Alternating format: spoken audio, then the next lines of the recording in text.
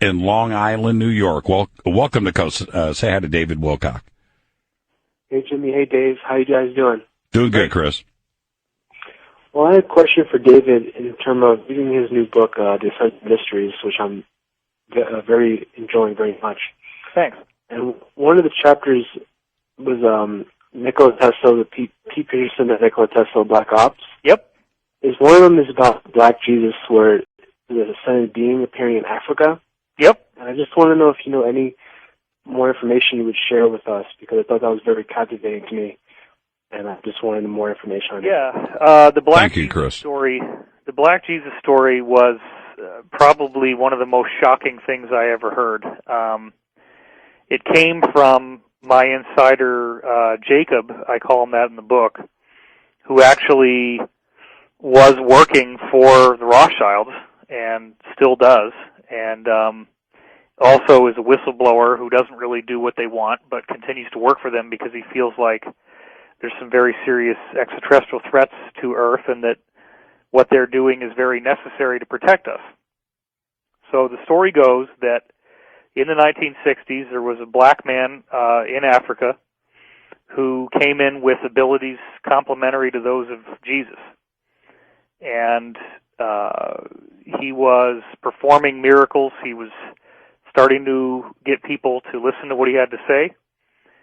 And the cabal tried to kill him, and, they could shoot him in the head, and his skull would just regenerate, and the flesh would grow back, and he was fine.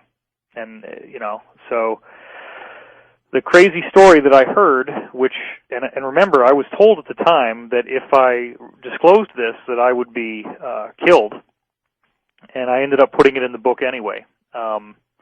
The story was that this guy, they finally said, okay, we're going to bring you to the United Nations and share your message with the world.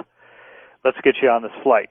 They bring him on this flight, and instead of bringing him to the United Nations, they shot him repeatedly, and then actually had some kind of meat grinder device, and basically like a bandsaw, I guess, and sawed up his body into a whole bunch of pieces, put him in these very like radioactive shielded containers, and then had all these fighter jets dock with the plane and fly his body parts to all corners of the world, where then these containers turned them into ash.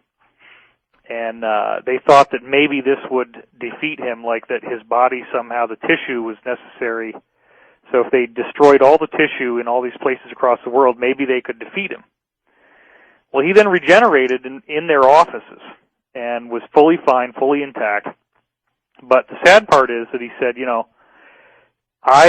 you guys so badly do not want me to be here that I am not going to be able to do any more. You're going to get what you want, but bear in mind that in the future, many others like me will be coming, and when they do, you will not be able to stop us. Wow. Well, that is all I know. Unfortunately, right. There's nothing more to the story than that. Incredible. But it is an incredible story. Incredible. Let's go to Wild Card. Thomas